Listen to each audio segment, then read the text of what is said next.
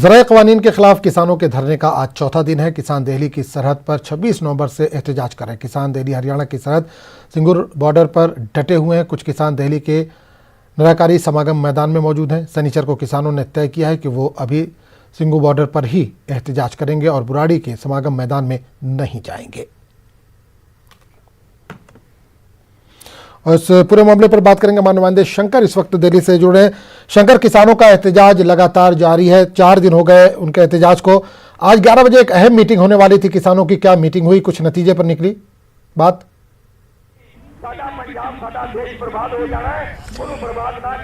देखिए, किसानों के बीच में आपस में बातचीत चल रही है, आपस में बैठकें चल रही हैं और इसके साथ ही केंद्र सरकार के कई मंत्री जो है आपस में जुड़े हुए हैं कि किस तरह से इस मसले का समाधान करना है। आपस में बैठकें चल रही हैं। यहाँ तक कि कल देर रात में भी कई बैठकें हुई हैं जिसमें कि इस मामले पर चर्चा हो रही थी कि किस तरह से इस मामले का जल्द से जल्द एक उचित समाधान किया जाए। इस मामले पर हरियाणा के मुख्यमंत्री भी मनोहर लाल खट्टर कल केंद्रीय गृह मंत्री अमित शाह से मिले और मिलने के बाद काफ़ी देर तक कल रात में भी बातचीत किए।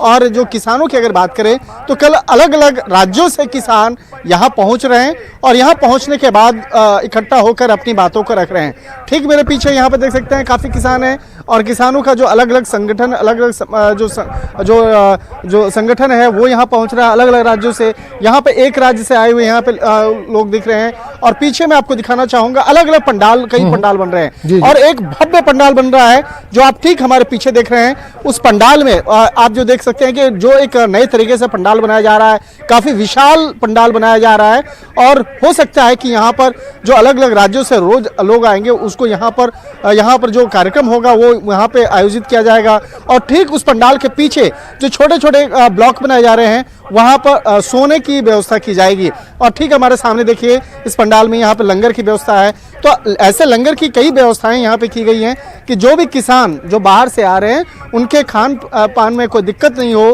तो इसके लिए यहाँ पे लंगर की व्यवस्था की जा रही है।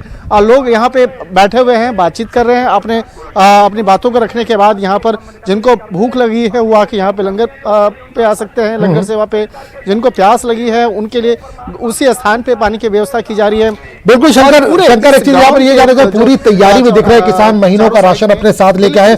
एक सवाल ये और दूसरा सवाल ये कि सरकार बातचीत के लिए तैयार है, उनको वक्त भी दे दिया गया है, तो फिर क्यों अड़े हुए हैं अब ये किसान? अब इनकी क्या मांग है? सरकार ने तो हाँ कर दी बातचीत के लिए।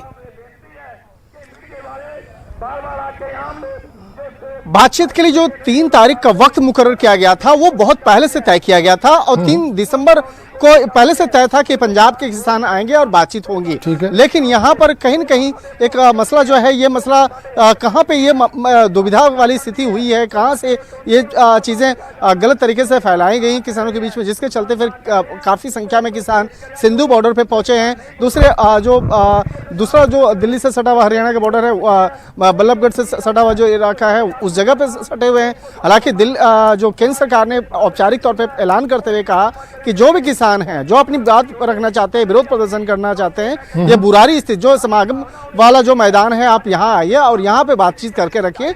लेकिन अब वो उस बॉर्डर से जो सिंधु बॉर्डर है वहां से हटने के लिए वो फिलहाल तैयार नहीं है। और यहाँ पे बात करें कि अगर 3 दिसंबर की बात करें तो यहाँ पर कल भी केंद्रीय गृह मंत्री ने इस बात पर ऐलान किया कि अगर आप लोगों को बातचीत करनी है तो पहले रास्ता छोड़िए और नेशनल हाईवे को खाली करने के बाद आप बुराड़ी मैदान में आके वहां बैठिए और जो भी आप लोग अगर जैसे ही रास्ता खाली करते हैं अगले ही दिन बातचीत करने के लिए आपस में वो करने के लिए तैयार हैं। यानी कि जो बातचीत का जो मसौदा है, जो भी बातचीत है आप आगे कर सकते हैं और आइए बैठ के बातचीत होगी, क्योंकि बातचीत करने से ही किसी मसले का समाधान होता है। लेकिन अब यहाँ पर ऐसा प्रतीत होता है कि कहीं न कहीं जो बातों को अलग अलग लाइन देकर डाइवर्ट करने की कोशिश की जा रही है। लेकिन यहाँ पर अब कई राज्यों से किसान आ रहे हैं, चाहे आप बात करें अभी थोड़ी देर पहले उत्तराखंड और उत्तर प्रदेश से काफ़ी किसान आ रहे हैं, तकरीबन 45 गाड़ियों में भी भर के आए हैं। तो अब धीरे धीरे जो संख्या जिस तरह से बढ़ेंगी तो ये लोग भी चाह रहे हैं कि इस मसले का जल्द से जल्द समाधान हो। और ये जो है केंद्र सरकार भी इस मसले पर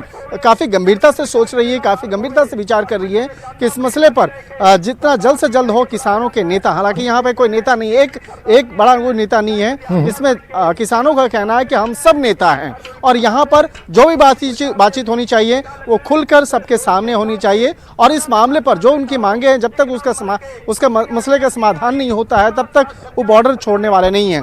तो यहाँ पर किस तरह से सिंधु बॉर्डर पे जो दिल्ली और चंडीगढ़ से जोड़ने वाली जो हाईवे है, किस तरह से वहाँ से हटाया जाए, किस तरह से उन लोगों को बातचीत के माध्यम से उन लोगों की उस समस्या का समाधान किया जाए, इसके लिए कई कोशिशें की जा रही हैं। जी चलिए, बहुत बहुत शुक्रिया शंकर आनंद इस तमाम जानकारी के लिए।